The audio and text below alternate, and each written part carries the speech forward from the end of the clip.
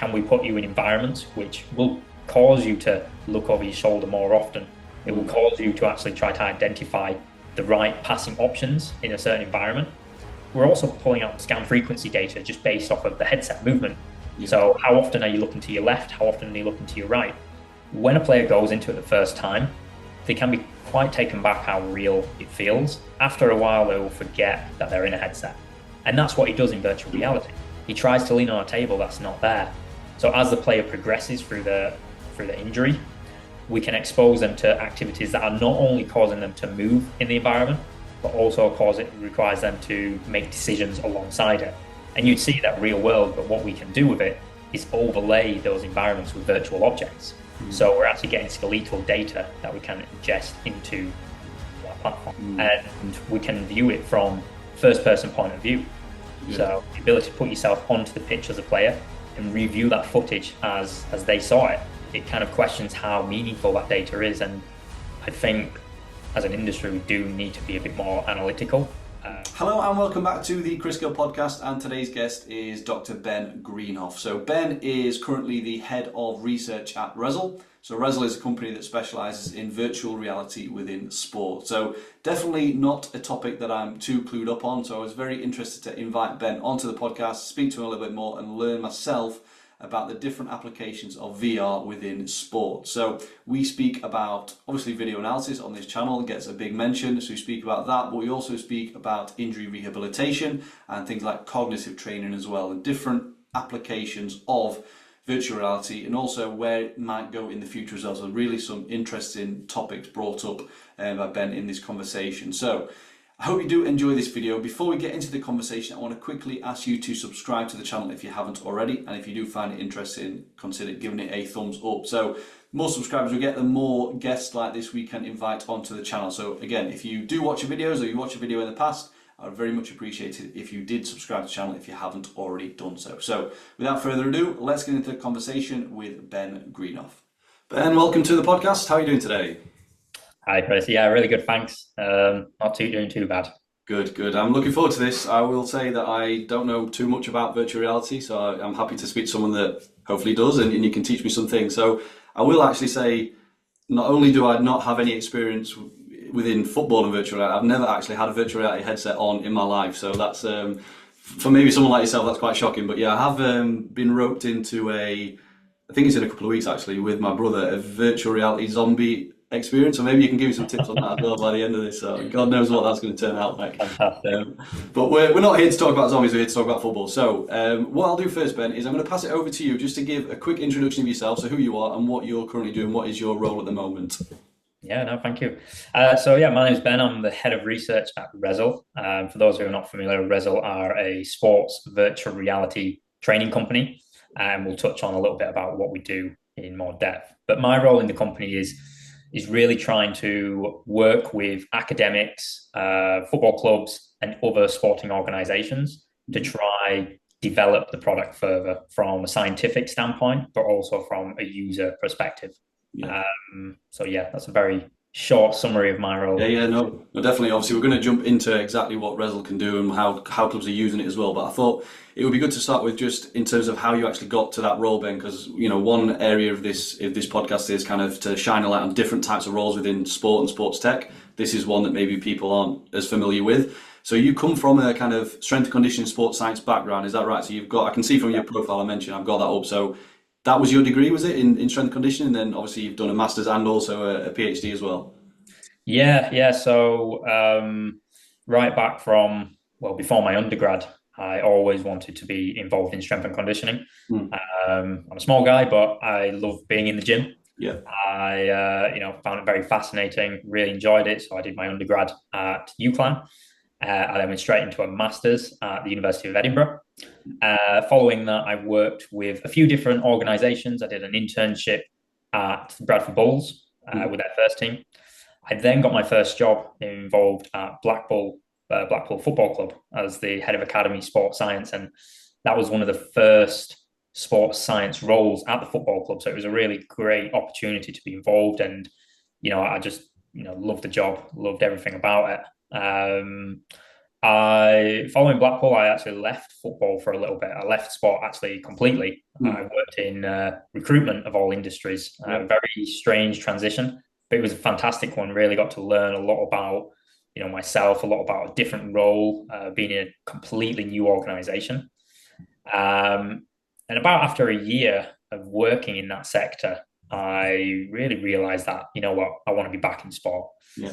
And I applied for jobs. I was looking around, and an opportunity came up to study a PhD at the University of Hull in collaboration with Hull City Football Club. Yeah. And the research was understand the efficacy of virtual reality in professional football. And at that point, I'd never used virtual reality. In fact, like possibly many of the listeners, I didn't even realize virtual reality and football were a thing. I couldn't even understand how the two align to each other. Yeah. But it was interesting because, I've always been interested in technology. I've always enjoyed using different technologies as part of my job. And I thought, this could be an interesting one. And that's actually how my first introduction to Rezzil began. Yeah. So I did a bit of investigating. I learned that Rezzil were actually working with Hull City Football Club at the time, and I got in contact with them. And then following that, I got the position. I was based at Hull City with their first team. My role was between two as a researcher, but also a practitioner. So on the research side, I was understanding how this technology fits into football. What do people want from it? How do players react to it? What are the barriers that prevents its use? But I was also working. So I was in the gym. I was helping with, all the other kind of sports science duties, GPS, recovery, monitoring.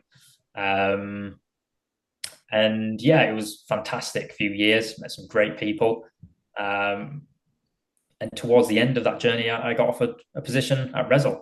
And, I'd done a lot of time learning about VR, understanding it, spent too many hours in the headset. And I decided, I want to continue this. So, I got the position as head of research. And, I guess the rest is history. Nice. Obviously, my background is in kind of video analysis, and I don't know what the kind of strength conditioning and sports science industry is like too much, especially not as much as analysis. But I know, see, the internship thing, that seems to be when working in sport. Again, I did an internship myself. A lot of people that are watching this might either be on an internship at the moment, or they've also done one in their journey so far. So, because I had that down as a question actually, Ben, to ask you, had you heard of Rezzil at that point? But that you answered it there in terms of they were actually working, and it turned out that was your PhD at the time as well. So that's interesting. So, are you able to just talk a little bit more about what you were doing day to day that role? Because again, I've had a couple of kind of sports science professionals on that work in clubs. I'm just curious again to learn a bit more about what you did. I know some of it was the research side of things that you said, but in terms of the other stuff in the gym, testing, etc., what other kind of things were you responsible for at that time? Yeah, so I had a variety of different roles during my time at Hull City, but mostly I was assisting across the gym, across GPS. So from very first thing in the morning, getting recovery stuff set up, getting GPS set up, getting the players ready for the training. So a lot of different monitoring techniques. We did a lot of kind of recovery protocols. So it was testing players, screening them first thing in the morning, which I had a lot of involvement in, and kind of just inputting that data as well, and actually reporting on that data to the coaches, to the strength and conditioning staff, to the head of medical. So that was first thing in the morning. During that point, that the players would then go outside into training, and this is where my role would really kind of transition between research and practitioner. When the players were outside, I had a really good opportunity to just kind of knuckle down in some research because, I was doing a PhD. I needed hours. I needed time to actually get my head down into papers. And that's when I used that opportunity. So, I would spend a bit of time doing that, either reading a paper or, doing a bit of analysis on some of my data. Then the players would come back in. And I'd be straight in the gym. I'd be in the gym for 2 hours. I'd be working with the other strength and conditioning coach, who was a great guy. Learned a heck of a lot from him. I think at that point I realised there's far better people at strength and conditioning than me, which is kind of when I had to head into more of a research role. But so I would spend a few hours in the gym, just getting the players involved through different parts of their training, depending on the day of the week. So whether it was a strength-based day, a power-based day. And then, towards the end of the day, it would be getting GPS reports together, sending them out, reporting on some of the insights, and then it would be just getting ready for the next day. So it might be simple stuff, just getting nutrition sorted or getting GPS vest sorted, heart rate, that kind of thing. So yeah, that's pretty much a nutshell as to what I did. Yeah, obviously, virtual reality is one of the things that is kind of new. It didn't, the sports science guys wouldn't have been using that sort of 10, 15 years ago. So, because it links to a conversation I had with another guest on the pod, you may be aware of Dave Carroll, and so he's worked in kind of sports science roles, etc., for many times. And we kind of spoke about the increase in testing, and obviously you mentioned a few things there that you were testing in the gym, etc. Just kind of interested to get your thoughts on how that's kind of developed over time, but also then where do we get to a point where we're testing too much? Maybe we kind of overlay that the players are humans at the end of the day, when it comes to like testing things like their sleep and all of the cognitive tests to do, etc. Just curious to get your thoughts on that, Ben, as a sports scientist. Yeah, I mean, I'd say first of all, there's possibly many people that you've spoke to before who can give a far greater insight than I can. But yeah, data is just it's huge across all aspects of football, and particularly around testing. We do become a little bit obsessed with numbers, and we use these numbers to guide us. And some of the stuff is great. Some of the insights can be very powerful, but my opinion is quite often we test for the sakes of testing, and we don't really go into enough depth with that data. We don't really analyze that data enough. So quite often we'd create a report, not me specifically, but just us as an industry. We'd be creating reports. We'd send it out, all this, tons of data, sheets of data, and it might just get glanced over. It might just get a quick look at, and it kind of questions how meaningful that data is. And I think as an industry, we do need to be a bit more analytical. We do need to really, I think there's more benefit in going into depth with small amounts of data as opposed to kind of trying to get across tons of different testing and data protocols. So I think it can be very powerful, but it can also be a little bit of a burden as well. Not only just for the staff, but for the players as well, because like you said, they are human at the end of the day. Some want to know a lot about themselves as a player, but other people just want to do their job, which is being a footballer. So yeah, it's an interesting area. Yeah, definitely. So, well, let's get to just kind of the basics of VR then, Ben. So I've got down, so there's VRs in virtual reality, we've got kind of augmented reality, we've got mixed reality. Like, what's it, and is there extended reality as well? So can you just kind of explain what the differences are, but then also what is Rezzil using? Like, is it a mix of all them? Is it one or the other? I'm curious to know a bit more on that. Yeah. So yeah, there's so many different terms, and it's really easy to get lost in those terms a little bit as well. Extended reality is kind of an umbrella term to encompass all these different technologies. Okay. Um, and of those different technologies, VR is the most popular one. So virtual reality, we will see it all the time. It typically consists of some form of headset that covers the eyes, some kind of tracking devices, whether it's on the hands or on the feet. And the idea of it is to immerse you into a different world that you can engage in with your own skills and senses, and participate in an environment which is, in many industries allows you to perform safe, repetitive, and standardized activities in the most simple form. So if you look at industries like medical industry, it's been going around for 20 years, this technology. We can put in that sector surgeons in a situation where there's not going to be any harm to patient health. They can repeat the procedure repetitively in a very standardized environment. And that's, one of the core benefits of this technology. But, as the technology has developed over time, we've seen other sectors become involved in it. Gaming is possibly one of the biggest areas at the moment. It really does. Like I said, you never tried VR. Once you try VR for the first time and you have a game which is, immerses you and captures your creativity, it's a very powerful tool. You do become really immersed in that environment. And football is one of those ones which has taken to it. It's, we can create stuff which is fun, engaging, but, still developing those skills at the same time, or still looking at the game in a very different way. So that's virtual reality. The other kind of areas, as you mentioned, you've got mixed reality.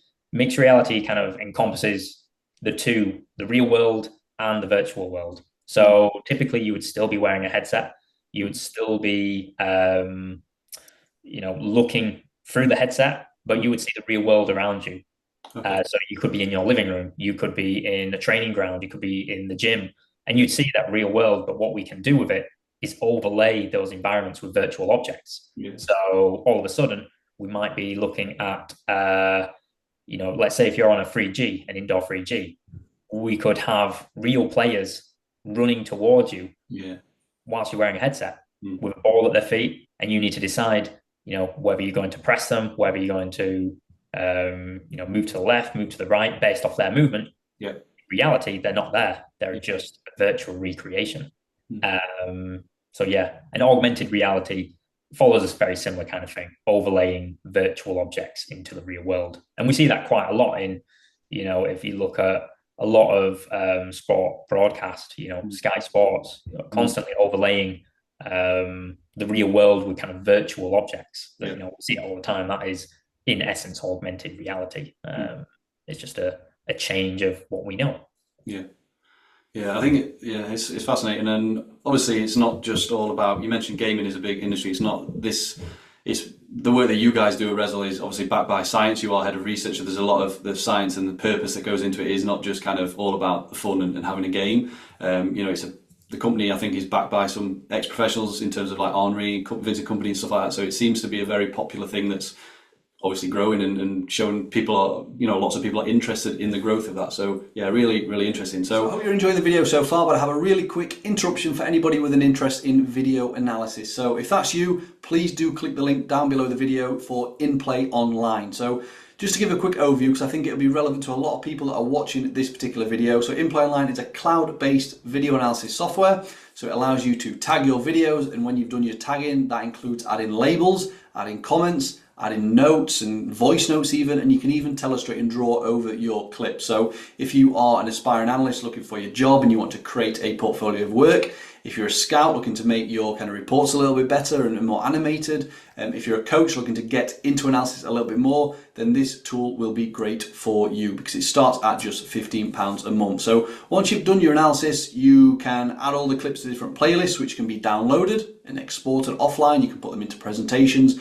and also share them to different people within your team. So it comes with a whole bunch of other features, but I'll let you click the link down below if you are interested. As I say, packages start at just £15 a month, so it's a very affordable solution if you are looking for something to help with your video analysis. So that's it for the interruption. Let's get back to the video. You touched upon it a little bit, Ben, in terms of kind of obviously the headset, but then you mentioned maybe something in your hand. I'm just want to know, what does Rezzil require? Is it different depending on what you're doing? Is it something on your hand? Is it something on your feet in terms of on your boots? And how does that look?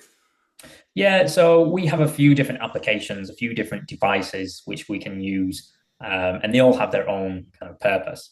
Many people that will be familiar with Rezzil may have seen these trackers that go onto the football players' shoes, wearing a headset and interacting with a virtual ball.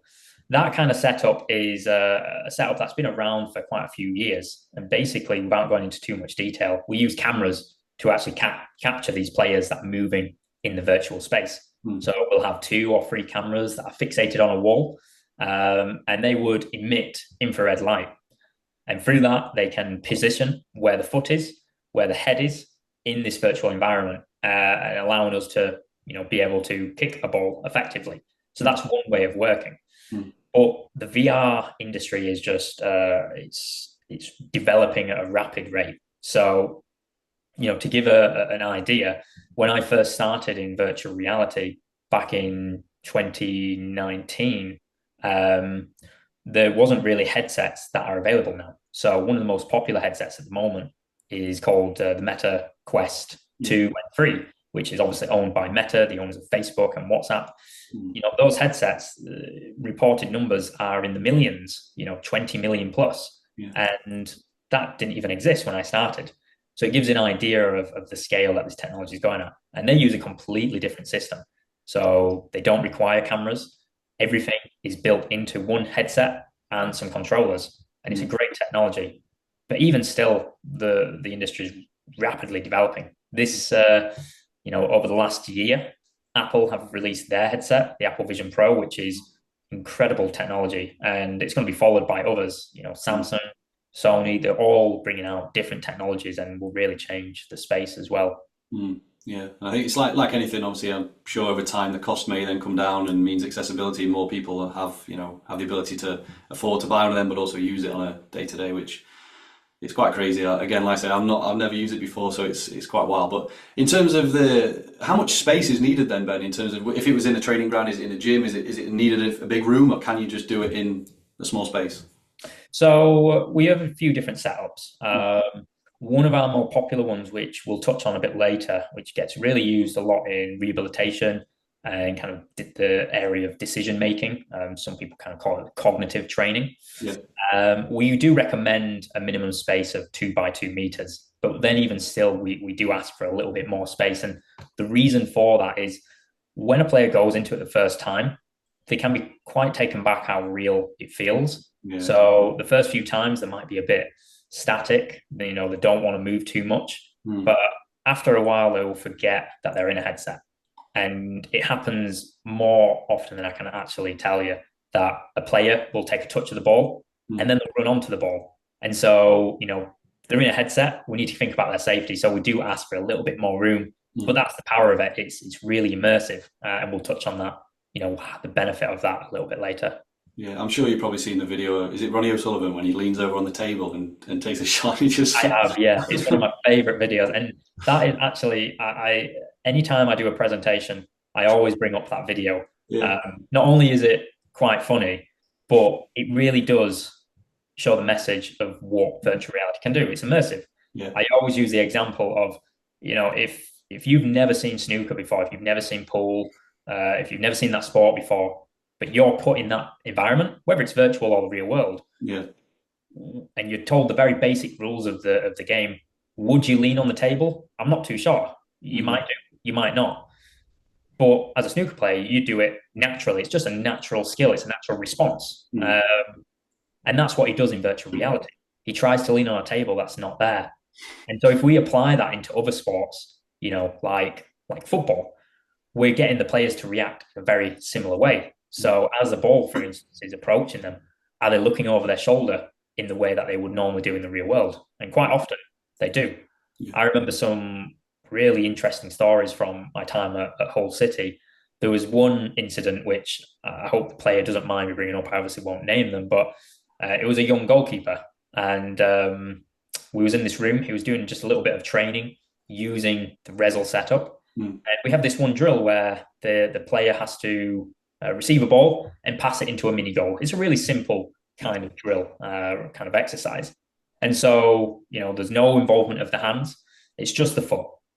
And so the player passes the ball, it ricochets off the crossbar and it goes over their head. Mm. And as a goalkeeper, your natural response is to jump and grab the ball. And Yeah. so, the ceiling that we was in, it wasn't too high. And he just clipped the top of his hand on the Mm. ceiling. But afterwards, he was like, why did I do that? Yeah. I know I didn't have any hands, any control of my hands, but it just felt like I had to jump. And that's the idea of it. Yeah. Just using your own natural skills and senses. Yeah. Yeah, interesting. So, I mean, we're going to dive into some more applications in more depth. So, obviously, kind of cognitive training, injury rehab, and stuff like that. I'm just want to ask you, Ben, like in an ideal scenario, where would this? Let's say every club in England adopted the use of Rezzil, the use of virtual reality. Where would it fit from an ideal situation from you? Would it be a daily thing that the players would use? Would it be when they're at a certain point in their career or rehab? How would it look from a perspective in terms of where you think it fits the best? Yeah, difficult one to answer because the clubs we do use they all have their own use cases and protocols, but I can give you a few ideas. Mm. So rehabilitation, which again we'll touch on a little bit further, many of the clubs that use it for that particular use case, they use it once or twice a week, Yeah. particularly at those long-term early stage injuries. So we're talking stuff like an ACL injury, Mm. where a player would spend many months in the gym. They're very limited exposure to sport-specific content, i.e. actual kicking of a ball. Yeah. So we'll give them a good opportunity to train in that virtual environment. And some teams actually use it 3 times a week for that purpose. Mm. We do have other teams that use it in other contexts as well. So, as we kind of said, more the cognitive decision-making side. And we had one team using that with a handful of their first team players for 3 times a week. not for big exposure. It was quite small doses, 10, 15 minutes at a time, which we find is a very, very good dosage of training, Yeah. because the stuff that they do in the headset can be quite intense, Mm. not necessarily physically, but mentally. So just giving them that kind of exposure. Yeah, it really does vary club to club. We always work with each club individually and try to just get them to get the most out of it to fulfill their needs, Yeah. as opposed to kind of saying you need to use this X Yeah. amount of times to get a benefit. Because, for my role in research, that is a question that we're still trying to answer. What is the optimal dose? Because we don't fully know, but we have a good idea from just speaking with teams, working with players as to what might work. Yeah. I suppose it's very different as well if you've got a younger player that's kind of grown up with technology more so than a veteran player that maybe is less interested in this kind of thing and maybe doesn't see the value as much. I think you mentioned there kind of 10, 15 minutes and also with the word immersion has kind of come up a few times. So the way I just a thought that popped in would be in terms of like a pre-match meeting potentially, like when the players sit down, would it then potentially be possible everyone stick on a headset and we go through some things in that kind of more immersed way rather than just looking at a TV screen? Everyone can stick on a headset and then we can go through plays like that. I suppose that, I don't know if that can be done now or if that's something that could be done. I have no idea. It's something that is getting there. There are some technological difficulties getting a full squad into a room together, but it can be done. If you look at kind of the gaming world, there's headsets and certain applications that allow hundreds of people into the same room as each other, Yeah. which is really, really interesting.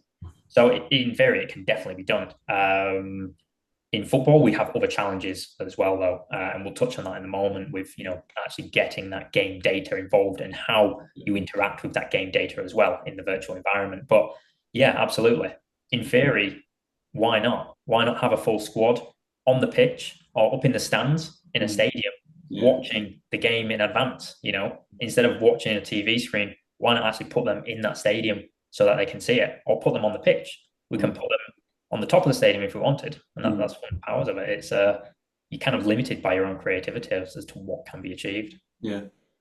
Cool. And obviously we're speaking a lot about football, which is my main background anyway. So I just wanted to ask you, what other sport, is there a sport that's maybe ahead of the game in terms of that tend to use VR more than others? I mean, for me, the one that comes to my head would be kind of American football, but I don't know much about that either. So is there a sport that's kind of leading the way at all, Ben? I'd say there is, but I don't have too much experience in it myself, and we're not actually involved in it. Baseball has been using VR for many years, and you can kind of see why just by the nature of it. If we're talking about a batter, a swinger, I don't even know the technical term for it, but if we use that example, it's something that in virtual reality, if we think about the actual pitcher, person that's actually throwing the ball, first of all, to get them to do that exposure over and over for a player, we could be looking at overuse injuries at the shoulder. Obviously, you've got batting cages, but you lose that perceptual context of the player. Can't actually see when they're throwing the ball. So virtual reality kind of fulfills that area. We can have a player throwing a ball who's not going to get injured, but you can still practice that swinging motion. But not only that, you can manipulate the ball to so many degrees. The speed of it, the spin on it, its end location. And that's why it kind of suits itself really well for a sport like baseball. But we're seeing across all sports, football through to American football, basketball, even sports where you wouldn't really even think about virtual reality, like sailing. They're all bringing out different technologies, and they all have different purposes. Quite some of them are literally recreating the sport, i.e., something like baseball. You're actually kind of recreating that moment. Other sports are, like we do quite often in football, we're taking small components of it and trying to train those components as opposed to just replicating the full game. We don't want to get players to complete 11v11 in VR because that would be ridiculous. So we just want to train certain components of that. And it would be the same across many sports as well. American football, a lot of these team sports would be very similar. Yeah, it doesn't surprise me you mentioned baseball. They're kind of known for leading the way in sports analytics and stuff. So yeah, that's not surprising at all. I mean, in terms of then back to football, is this I know it definitely could, but is this tech used by kind of referees and things like that? I imagine that would be very useful for a referee to maybe review certain plays that they have. Could they be in a better position? What was their angle like? Is that the thing currently, Ben? It's I'm not too sure if it's quite a thing which is being regularly used, Yeah. but we've had many conversations with different leagues about how it could be used with referee training. There's even some research out there at the moment, Okay.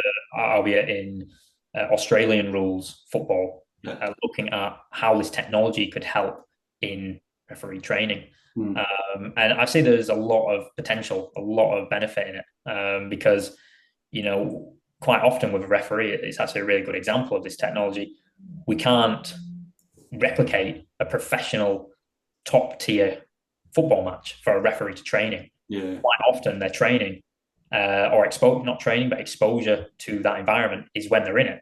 Mm. Obviously, they would possibly start at a lower league and kind of work their way up. Mm. But even still, how do you differentiate the skills of a referee that's just starting and showing them what it takes to be refereeing a Premier League game? Yeah. Virtual reality could be that tool, Mm. because put you in a headset, put you on the pitch, and let's see the speed of the game unfold in front of you, and see if you can make those same decisions. So yeah, it's a very interesting area, but I'm not too sure it's quite there in terms of full deployment. But I wouldn't be surprised if in a few years we do see that. Yeah.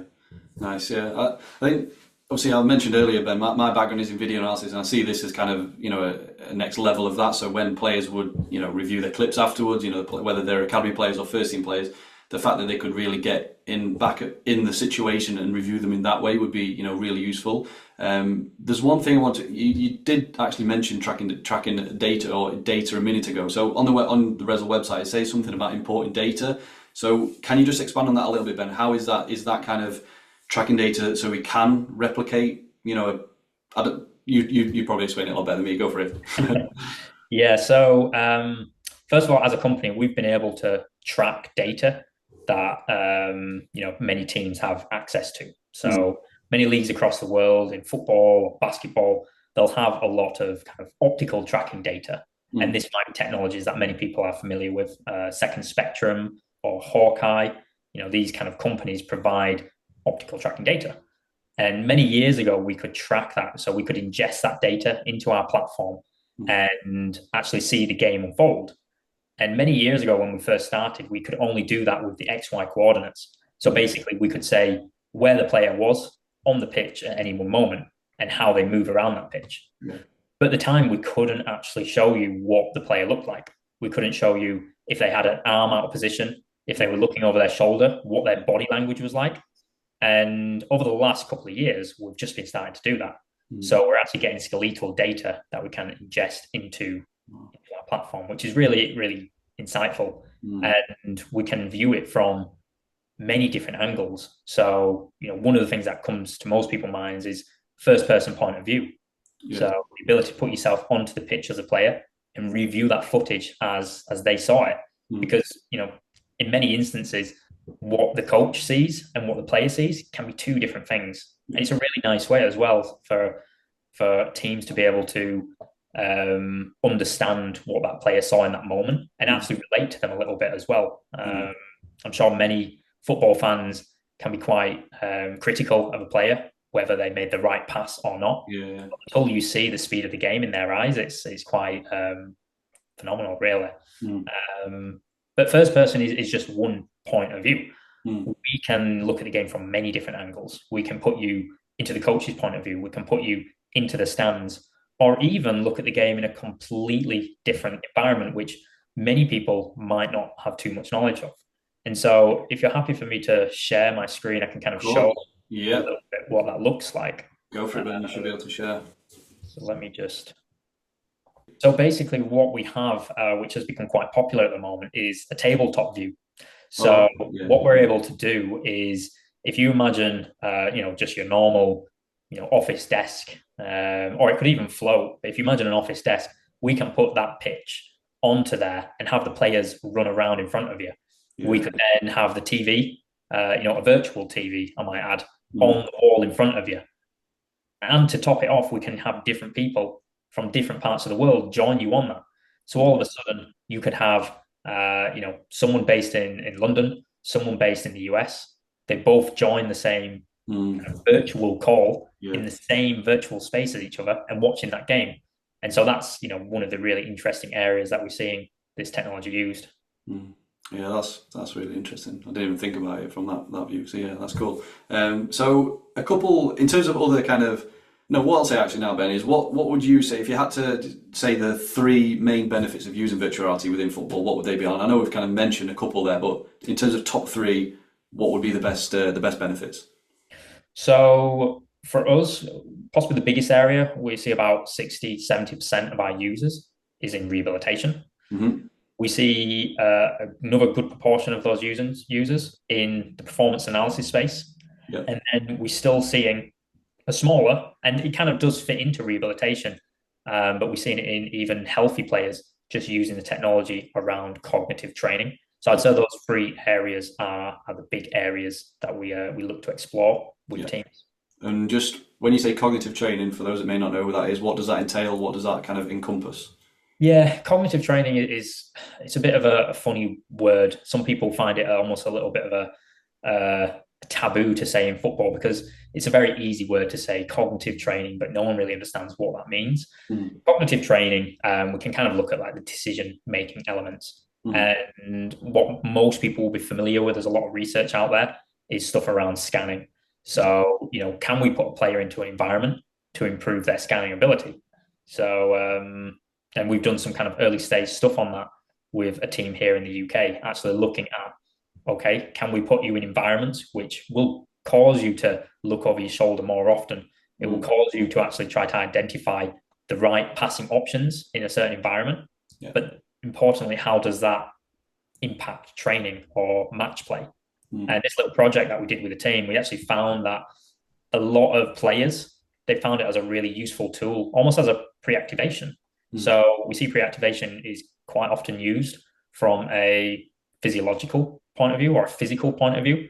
So we'll see players in the gym doing certain hip mobility or kind of glute activation, if you want to kind of use that term. I don't know if you do activate your glutes or not, but you see it all the time with the mini bands and Yeah. hurdles and stuff like that.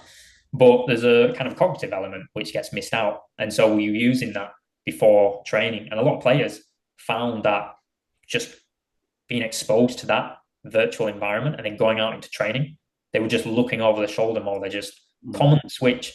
It's very easy to say anecdotally, but feeling more sharp, feeling more aware were the kind of key words that were coming across. And it was really interesting. In fact, one of the coaches even identified one of the players as just looking better from it. And obviously, this is just one person's point of view. Mm. From my point, with a research hat on, there might be a little bit of bias involved in there, but it was interesting. It was really insightful, and we're still trying to do more in that area. So yeah, that's possibly one of the easiest areas around cognitive training, the decision making element. Yeah. So I suppose it's just also like down to repetition. You mentioned baseball being kind of an easy thing to kind of replicate, but also just kind of repeat in different scenarios. So kind of your muscle memory and all that sort of stuff. So perfect. So that's cognitive training then. So you also said kind of rehab, so injury rehabilitation. So how is virtual reality used in that and why basically? Yeah. So I think as I was saying before, one of the big use cases we see is injuries like an ACL. Mm. So a player will be out for many months. They will have no exposure to a ball for potentially 4 or 5 months post injury. Could Mm. be longer, could be less, depending on how they're recovering. Mm. But basically, a lot of time spent outside of the game, a lot of time spent trying to develop that area from a physical point of view. Mm. So what we do with virtual reality is we have different phases that we can expose a player to as part of their rehab. The first part is kind of the motor control element. And so this kind of leans itself more on the physical aspect. Mm. But what we can do using virtual reality that we can't do in the real world at a very early stage is giving them exposure to a ball. So in an ACL injury, quite early on, we just can't get them kicking a ball because even the load of the ball just kicking can cause kind of re-injury risk or little niggles. Mm. So what we can do is kind of expose them to that in the first instance. But from a scientific point, we're actually developing other. We kind of developing the skill level of the player. Yeah. So, areas such as external focus of attention, which is we know from a rehabilitation point is really important, but also this idea of combining physical and cognitive loading. So as the player progresses through the injury, we can expose them to activities that are not only causing them to move in the environment, but also requires them to make decisions alongside it. Yeah. And we know through research that that's really important.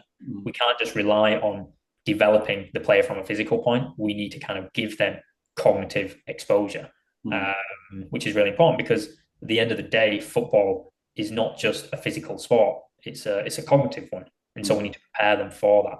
And that's, from the scientific side, is the most important part, is giving them that exposure to physical and cognitive content. But what we find as well is really important is this psychological element. We sometimes forget that for a player, being out for such a long time is, a very detrimental experience. In some players, they can never recover from it.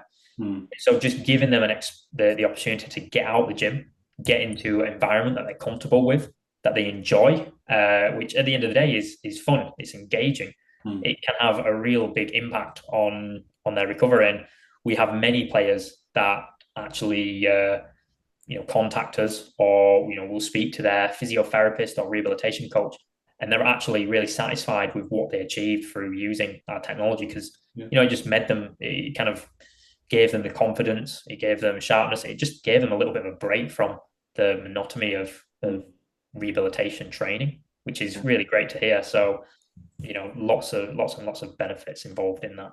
Yeah, I suppose it's kind of adds definitely linked to kind of the morale of the injured player, but like another milestone in their recovery, isn't it? Like they get to the point where, like you said, instead of being literally doing nothing for 6 months because they can now stick the headset on and they can do things that, maybe perform those specific actions sooner than they typically would. But also, it's what you said there as well was really interesting. So like that time would typically be, I don't want to call it dead time, but they can't really do anything apart from kind of wait and do what they can do at certain stages. But with that, they could have a very still injured leg, but they could be doing other things in terms of the cognitive skills. So they could technically come back as a better player. So yeah, that's really interesting. Really interesting. Okay, so if you've made it this far into the video, you must be enjoying the content. Either that, or you have simply fallen asleep. So whichever one of them it is, you probably won't mind me asking you for a quick favour. So as you know, I'm always looking to grow the channel. So the bigger the channel gets, the more people we can reach and impact, but also the bigger and better guests we can invite onto the channel to have these types of chats. So with that in mind, if you haven't already done so, I would very much appreciate it if you did hit the subscribe button down below the video. The stats are showing around 25% of viewers are subscribed. So there's a big chunk of you that are watching the videos, but you haven't yet hit the subscribe button, but I will let you off because you can do it right now. It's free and it literally takes 1 second. So if you go down, click the subscribe button, it would mean a lot to the channel and help the channel to grow. So that's all for now. Let's get back to the video. Nice. So let's, in fact, I want to, what's the Rezzil Index, Ben? What's that? How do you offer that, and what does that actually mean, and what's it scoring players on? Yeah. So Rezzil Index, actually, if I go back a little bit, Rezzil Index started, to give a bit of a history of Rezzil and where we first started. The Rezzil Index was actually designed as a talent identification platform. Okay. So when we first started, Rezzil Index was the concept that if we look at grassroots football and we look at the kind of scouting kind of landscape, obviously at the kind of more professional level, there's a lot of data coming through now that kind of informs the talent identification pathways. But if we look at the grassroots level, a lot of it is based off of subjectivity. So we'll have a scout attend a game and they'll see certain qualities in a player. But some of these qualities can be missed because just by the nature of human being, I might like one player and you might like another. So the idea of Rezzil Index was to put players through a standardized virtual testing, which involved decision-making elements, technical elements, composure, so just how you cope under pressure. And we take all this different data. And so, that is still gets used in some contexts, but more so Rezzil Index is what we use for rehabilitation. Okay. But that data is still alive, so you can still access it, you can still kind of play around with it. And so a lot of the data we capture is in, 2 different elements. One of it is kind of an engagement side. So we create scores based off of your accuracy, your, number of correct passes, the speed of your passes, and we create leaderboards because we find that a really useful way to engage players. Yeah.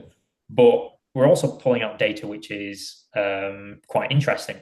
So we're pulling, scan data, scan frequency data just based off of the headset movement. Yeah. So how often are you looking to your left? How often are you looking to your right? But also we're looking at data such as if you've got any kind of biases over which shoulder you're looking at the most. And we find that sometimes in young players that typically they might look over one shoulder before the other, Yeah. which is just a habit that's been created. And we don't know if that is necessarily a bad thing. But it's interesting to know because there might be opportunities that they're missing from one side without realizing. So, we're pulling out a lot of interesting data from players. Yeah, nice. Just go back to the kind of point of view thing that we spoke about earlier, Ben, because one video that comes to mind was, and I don't think they do it anymore, but like on Monday Night Football, Jamie Carragher used to stick a headset on and he'd go point of view on a certain goal or whatever. So, that was really interesting. I feel like we have touched on it a little bit, but in terms of academy players, so getting themselves in that point of view. So if I was a academy centre midfielder, would for me it's so powerful that I would be able to potentially stick on a headset and then see certain plays from the view of a Kevin De Bruyne or an actual elite player, so I can see what he's seeing, what option he took, what option I would maybe take in that situation. Can we talk a bit more about that, because I just find that really interesting. Yeah, I mean it's something which we have seen being used before. Why not try to understand what that first team players and try to understand the kind of skills required, and try to understand the speed in which decisions need to be made, because that's what we see quite often from the jump from academy to professional level. When you're in the kind of under 21s, let's say, quite often the physicality is a big jump. And we're quite knowledgeable on that. So we have a lot of GPS data. We have a lot of data from force platforms or the kind of coding data that the analysis work with. So we can understand what jump is required. But until you see it from the first team's point of view, it's hard to really understand that speed of a ball, the speed of a pass, or the speed at which an opposition player is going to be pressing you. So that is very, very insightful. But I think that's what it is. It's insightful because, we can't, every player is unique in their own way. We can't really train a player to be like Kevin De Bruyne because they've got their own skills, they've got their own personality and traits. So we can give them an understanding of what it takes to be that level, but ultimately we need to find ways of training them to be their own player. I think that's what's important. And that's possibly something that virtual reality can't offer, but it can give us a very strong insight. I think that's interesting in itself. Definitely. So you are, as you mentioned, head of research at Rezzil then, Ben. So I want to ask you what things are interesting you, maybe exciting you for the future in terms of in the whole space of virtual reality, specifically to football, if we can. Yeah, of course. So for me, if we look at it from like a hardware point of view, the very typical things is we are seeing hardware getting smaller and more powerful. But there's certain features within hardware which I feel like we've not been able to fully tap on yet. And one of these is eye tracking. And eye tracking is really, really interesting because, we can we've got a lot of research out there, not from myself, but from other researchers looking at scanning data. And we're kind of understanding the importance of scanning and the influence it has on match play. But we can only say that the player was looking in that direction or that direction. We can't say exactly what they were looking at in any sort of detail. And I think that's where, from my point of view and research, virtual reality could be really, really exciting. And we can start to understand what a top level player is looking at, how often they're looking at it, and what kind of detail are they looking at on a player or on a ball. And I think that will be a really, really interesting way to go with it. But I'm also really excited to see, more data, ingesting into virtual reality, because right now we can visualize the game from a different point of view. But what would be really interesting is trying to ingest data into it, trying to understand how fast the players are moving, trying to understand other kind of data points which might be interesting to coaches and actually visualize it through virtual reality. I think that will be a really interesting step forward. And possibly the last area is the whole mixed reality. We touched on it a little bit before, this concept of blending the real world and the virtual one. Yeah. What would be really interesting for me is, quite often we see, match day -1. It'll be in a cold, bleaky winter's day in the north of England, and you'll have an 11v11 situation whereby players are quite often just stood around, cold, they want to get inside, but the coach wants to kind of reiterate certain points, certain tactical points. Why not do that on a virtual headset? You could be inside. Many teams now have these kind of domes where they can be inside.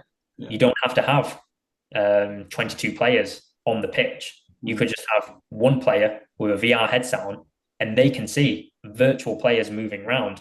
They can move around that space and understand the game in more detail. But hopefully, even further, we can start manipulating that in real time. So, we create an 11v11 situation. We've got a coach on the sideline who's actually be able to dictate where these players are moving. Yeah. And you've got one player on the pitch with a headset on, and these players can see them moving around in real time. And that will be really, really insightful. How close we are to that, I'm not too sure. But I don't think it's in the... I think it's completely possible. I think it can happen one day. I'm sure we'll see it one day. Yeah, that's wild. And the optical thing is really... And how many years or before the actual headset becomes a contact lens? What do we reckon? Is that going to be doable in the future? I don't know. There was actually a company called, I believe they were called Mojo Vision, and they were actually developing that. Oh, wow. So it was a startup. Yeah, it was exactly what you said. It was a contact that you put in your eye, and you'd be able to kind of create, virtual features in the real world in front of you. So if you imagine you're on your phone and you get a message, you can maybe press a button, and all of a sudden that projects from your eye into the real world in front of you. I believe that company went in a completely different direction because the technology for that is phenomenal, not least putting a bit of CPU in your eyeball. So I'm not too sure, but I think before we get to that stage, we will definitely see glasses that will be able to do the exact same thing. Yeah. You're just wearing some glasses and it's connected through to your phone, and you can kind of project stuff in front of you. Yeah. Maybe it might not be football just yet. We might be looking at more simple stuff, but I think that's where something which would be really interesting. And I believe there are actually some applications already doing that. I remember Snapchat, they released a bit of hardware that could do that. We've actually got some. We trialed it, we played around with it. It was really interesting. It wasn't quite there for mass adoption, but it gives you an idea of what's possible. Yeah, lots to come, I'm sure. So, in terms of then, how do you go about like your research and stuff? I'm sure you are kind of close to have these relationships with the coaches within the clubs, the sports scientists. How does that look from your perspective, Bennett? Do you have those relationships, and do they kind of almost mold certain research projects and things like that? So, how are you kind of keeping on the tip of what's kind of going on, basically? Yeah, so we definitely try to get as much feedback as we can from these different teams. Just trying to understand, what is useful for them, how to get the most out of the technology. And we try to embed that feedback into our practice and development. So we have a ton of ideas from coaches across the world that, we want to kind of develop their ideas and put into our platform. So that's one aspect. But we also do a lot of research with universities. So we've got a few universities around the UK and the US that we work with to try and develop our products further. Just one of these projects, which is an incredible project, is with a group based in Atlanta in the US. It's led by Greg Meyer. He's part of an organization called Emory Spark. It's a kind of a research medical hospital that's linked with the Atlanta Falcons.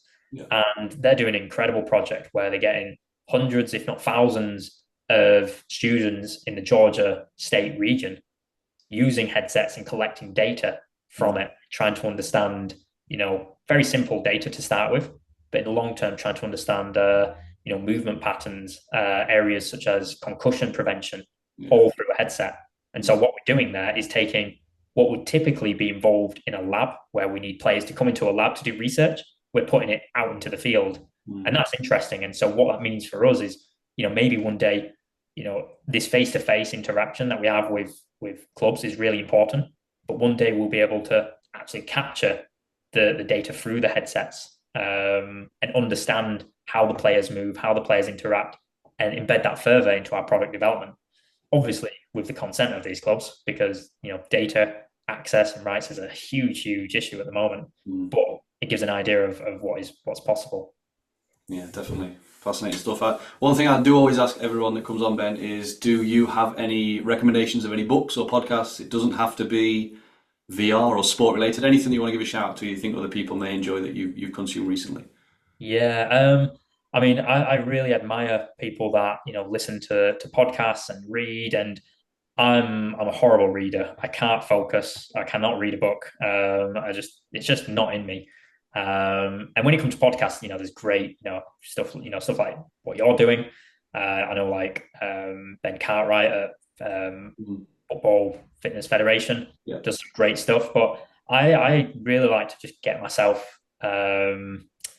learning about other topics, Yeah. trying to get out into outside of sport and see how other aspects of the world works. And one, I just love listening to the rest is politics at the moment. Okay. Nice. I'm not a political person at all, but I find it fascinating just to actually see how a different world works. Mhm. And so, yeah, for me, it's a bit of downtime. I kind of relax through it, but there's a lot of learnings through that about how political leaders can, influence decision making in practice. And in a world of Trumps and Bidens, and I think there's a lot of to be learned, good or bad. Yeah, definitely, definitely. To be honest, I know this is off topic, but when you mentioned Trump, I just watched the bit of Trump and Bryson golf video. That was quite. I didn't realize he was so good at golf. To be honest, fair play. He plays a good game. So, for anyone that's kind of watching that wants to learn a bit more about VR, then in sport or in football, then is there any kind of go-to resources you could point them to, maybe just for extra reading or anything on the subject?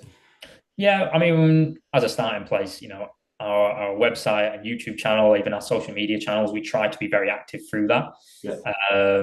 In terms of other content out there, if you just type in virtual reality in sport, you'll get inundated with a ton of material from a variety of different sports. But, I think one area is just trying to connect with people in that industry Mm. because we're all there's many great companies, just like Rezzil, that are trying to kind of elevate Mm. this space, and they've all got excellent insight. And so, possibly as a good starting place is just connecting with these people. Yeah. I always try to, spend time with anyone who wants to have a conversation, just about virtual reality. Sometimes I think people, particularly for myself, working in industry, people think that if they want to contact someone from Rezzil, it has to be about buying a product. Mm. But that's not the case with us at all. We're happy just to have a conversation about the current state of virtual reality Yeah. and what's possible, and just give people a bit of an insight and share knowledge. Mm. And that's something that we've always done. That's how I started in VR in the first place, was getting in contact with Rezzil and just saying, "Can I learn a little bit more about virtual reality?" And Yeah. here I am. So Nice, nice. Well, I'll link I'll link the website down below, and I think there's a couple of links to like research papers from the website as well, so people can check them out. So yeah, that'll be linked down below. And I appreciate you kind of sharing your wisdom on this, Ben. It's been good to learn about it. So that's everything from me. But anything else you want to give a shout out to before we wrap it up? Anything at all? no, nothing from me. I think it's really enjoyable conversation. It's a growing area. I've been doing it for a number of years now, and I sometimes feel lost in it. So yeah, it's just exciting to talk about it. Nice. Well, listen, Ben. Thanks very much for your time. You have a good weekend, and we'll catch up soon. Brilliant.